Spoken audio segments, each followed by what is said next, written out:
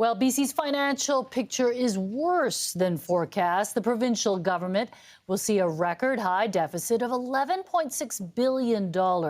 And the next couple of years, the numbers are even more grim. So with the NDP tightening its belt, what impact will that have on the public? CTV's Rob Buffum reports. Drive down. The red ink keeps spilling in BC. The finance minister unveiling the first quarter fiscal update that comes with a record $11.6 billion deficit, higher than previously forecast and expected to climb by another $1 billion the following year. Our financial bottom line isn't immune to the impacts of uncertainty being felt in the global economy. The ballooning deficit reflects declines in the housing market, generating lower revenue from property transfer taxes.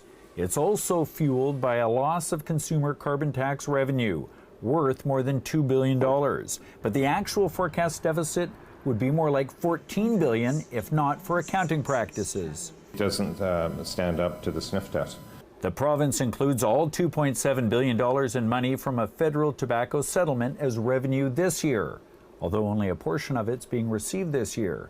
Most of the money will be paid out over 18 years, something the finance minister said was standard accounting practice. It's not realistic to think that a government of this size could possibly do cash accounting. That's just not the way governments function. The opposition notes, unlike BC, Alberta didn't include all of its multi-year settlement funds in a lump sum for its first fiscal update last week. It'll be interesting to hear what the Auditor General might have to say about how this has been booked.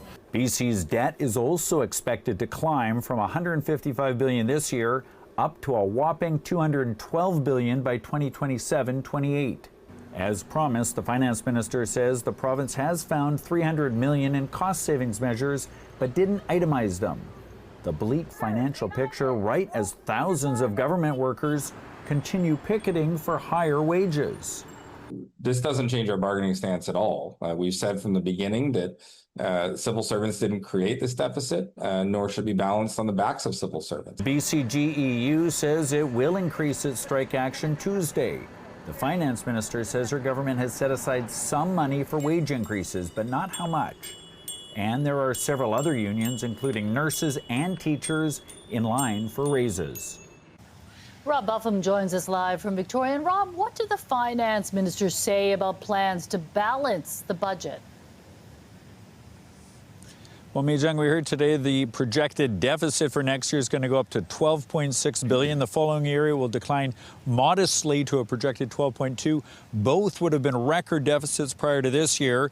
When I asked the finance minister when, if at all, she plans to balance the budget, there was no timeline given. Mijung. Thank you, Rob.